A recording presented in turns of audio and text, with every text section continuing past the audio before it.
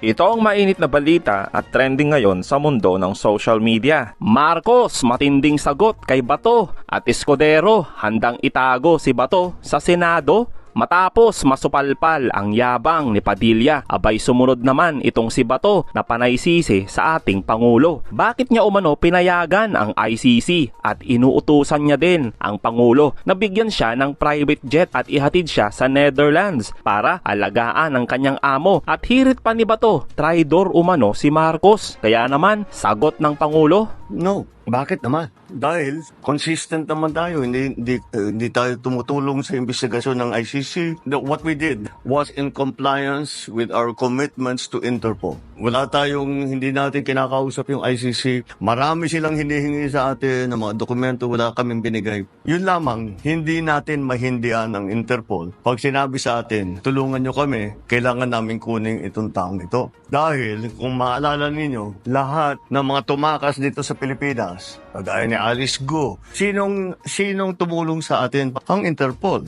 Kaya naman, dapat naman tayo, pagka sinabi sa atin, tulungan nyo kami sa ganito, tumulong kayo. Kaya naman, ganun ang ginawa natin.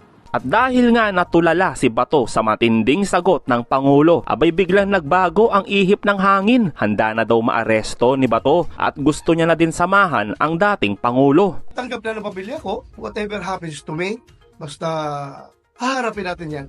Tayo'y bibigyan ng private jet, no, na para sasakyan natin papuntang Netherlands. Then I will be very happy to join former President Duterte. Opo. Para naman alagaan ko rin siya. So kanyang kasalukuyang estado ng kanyang kalusugan. Dagdag pa ni Bato, humingi na siya ng tulong kay Escudero sakali man na dumating ang warrant galing sa ICC. Nakupkupin siya at itago muna siya sa Senado. Matatandaan na malakas ang mga Duterte kay Escudero kung saan mapahanggang ngayon ay wala pa din aksyon sa impeachment trial ni Inday. Kaya naman nilantad na kung sino nga ba ang tunay na traidor. Pinagagawa mo, Bato? Nasaan ka na, Bato? Marami mga DDS, sinahanap ka, nagagalit sa'yo. Bakit wala si Bato? Ba't nanahimik si Bato? Ay, kailan talaga wala ka sa ayos eh. Nakakuha ko sa inyo, PDP. Ilaglag nyo na to. Wala wenta. Di wala kayo dinamayan? Hindi ko maintindihan kay Bato eh. Parang nga lang yung alam niya kay Mig Subiri nung tinanggal sa pagiging Senate President si Mig Subiri. Ay, paiyak-iyak pa siya dun sa Gedli. Hindi naman pala. Nakipagkasundo na sa kampo ni Chis Escudero. May paiyak-iyak pa siya doon sa dulo doon sa Gedli. Yung pala nakipagsundo na doon sa kampo ni Chis Escudero. Sabi nga ni Mig Subiro, payakap-yakap ka pa sa asawa ko, walang iya ka. Traidor ka pala. Tapos eto, mga kababayan, mga DDS, makinig kayo. Sa panahon ng kagipitan ni former President Rodrigo Duterte, hinahanap niyo si Bato de la Rosa, di ba? Hindi niyo makita? O nasaan daw siya? Nangangampanya sa bundok. Ano ba naman to si Bato de la Rosa? Patawa talaga kahit kailan. O yan mga kababayan, so nagsalita na po siya. Ang gagawin niya raw, kapag may warrant na siya, magpapahuli na raw siya. Haharapin na raw niya ang ICC. At ang gagawin niya, aalagaan niya si Presidente Duterte. Yun daw siguro ang kanyang destiny. Ay maglilingkod siya kay Duterte. Ayan na naman ang kayabangan ni Bato de la Rosa. Na puro lang ganyan, puro dakdak. Ngayon kasi hinahanap na siya, kinakailangan niya na magpakita dahil nga medyo naglaho parang bula Ngayon nagsalita na siya. Kaya naman pala siya wala. At hindi pumunta sa Villamor Air Base para damayan ng dating Pangulo. Mas inuna pa niyang mangampanya doon sa bundok. Ay nako, Bato de la Rosa, kakaiba ka talaga.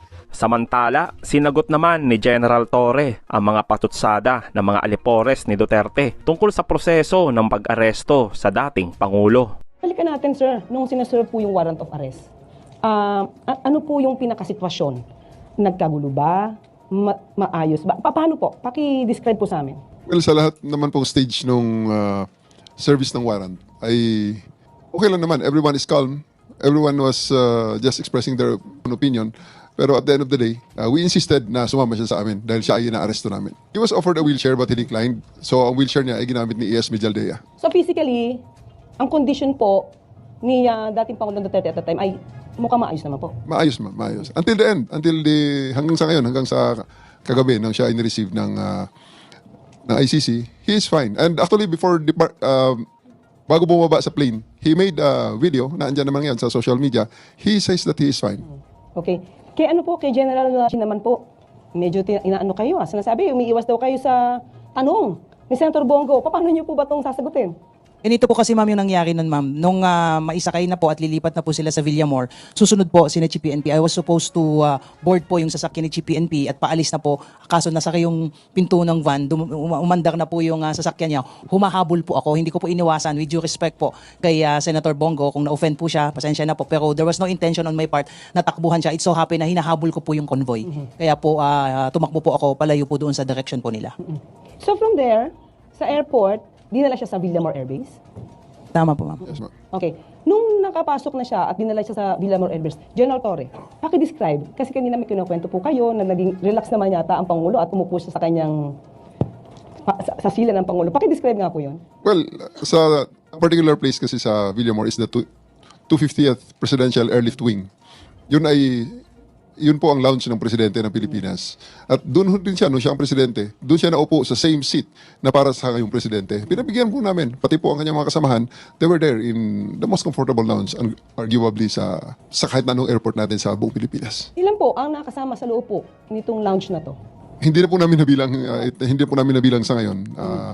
I'll give you the exact, hindi ko na po nakita ma'am sa buong accounting namin. Pero yung matatandaan niyo po, sino po yung nakasama ni dating Pangulong Duterte sa lounge? Nandun po aside from former PRRD, nandun po si Hanelet, yung anak niyang si Kitty, andun ang mag-asawang Mizaldea, andun si Attorney Dalgra, andun ang tatlong retired generals at ang kanilang mga spouses. Tapos may mga several people pa kasi puno ho ang lounge Napakarami po nila. Puno ho sila sa isang coaster. Nang dinala namin sila mula doon sa exit gate ng NAIA hanggang sa lounge ay nasa bus po sila ng PNP sa coaster po. Puno po.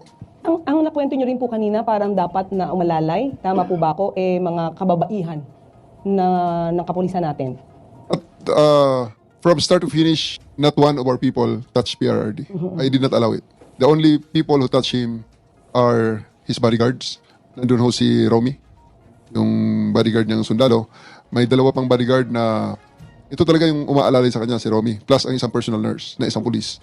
Then may isa pang sundalo na bodyguard na lalaki at isa pang pulis na bodyguard na lalaki. So yun lang po ang mga taong humahawak sa kanya diretso aside from his family and parts of his entourage. Wala po sa mga pulis at hindi po namin hinawakan kailanman si PRRD. Totoo po ba na yung mga nag-implement po nito, nagsuot po kayo ng body camera? Meron po tayong mga body camera, ma'am. Kompleto po tayo. More than enough body camera and also the alternative recording devices na record po namin, pati mga cellphones. Pati rin po sila, may mga cellphones po. Wala po tayong deprived doon. So, doon po nasa panahon na siya po nasa Villamor Air Base, nandun po siya sa lounge. Paano naman po yung kanyang pagkain? Kasi parang nababalitaan natin, nag-deprive ng pagkain, kaya kailangan magdala ng pizza itong si Senator Bongo. Paki-describe nga po ang sitwasyon doon. Wala pong deprivation at any moment ng kanilang right to food and water. In fact, dinideliver pa nga namin And they're just the one declining na lang dahil sobra namang pagkain talaga Sobra namang dami. At may delivery sila, may pa-deliver sila, may pabigay din kami. So, there's really no problem. Hindi tama ang kontansyon na dideprive namin ng food. So, nakapasok naman po yung isang box ng pizza na pinabili ni Senator Bongo.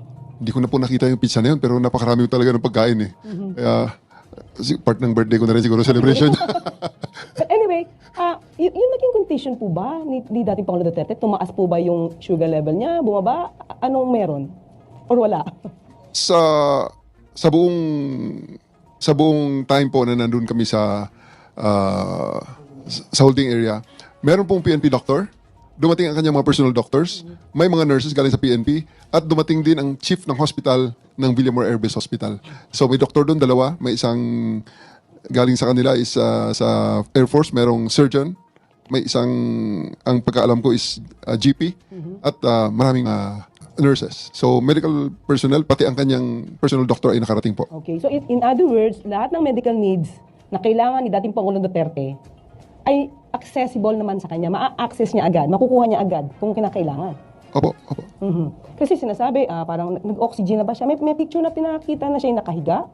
Ano po ba yung tubong nakalagay sa kanyang ilong? Kung inyo pong alam. Well, nung dumating ang time na sinabi niya na napapagod siya, gusto niya humiga, we provided him with kasi bedroom niya rin dati yun So, binigyan natin siya ng foam, bigyan natin siya ng kumot, at sinaraduhan natin, nilagyan natin ng mga blinders, yung area na pwede siya matulog. And he actually slept.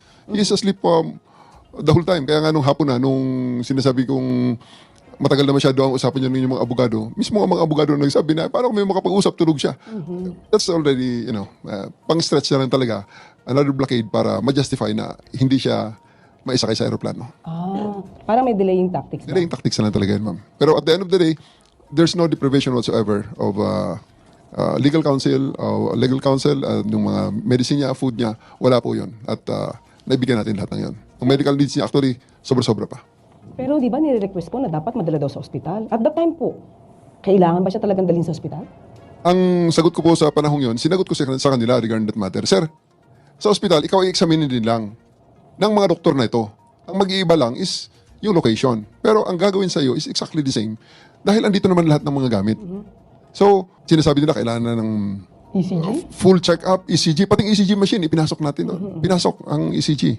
And kaya tinanong ko nga siya, Sir, ngayong araw na to, at this point, buong Pilipinas, ang dami ng hinuli ng mga nagkasala sa batas na aresto by virtue of a warrant, warrantless arrest, at implementation ng search warrant. Tanong kita, sir, ilan sa kanila ang dinala sa presidential lounge? Binigyan pa na, dinalhan pa ng booking kit sa kanyang kung saan siya ay very comfortable na nakaupo. Kayo lang po, sir, ang special treatment na ito. So, don't stretch it. Kailangan natin na booking ka. Na until the end ay hindi siya pumayag. Sir, nakita natin sa ibang videos, baka yung ibang mga kababayan natin hindi alam. Kayo po ba'y nagbasa ng rights po ni dating Pangulong Duterte? Binasa ko po ang kanyang rights. Nasa likod ko pa para mag-witness ng pagbasa ng rights niya, yung ating prosecutor general.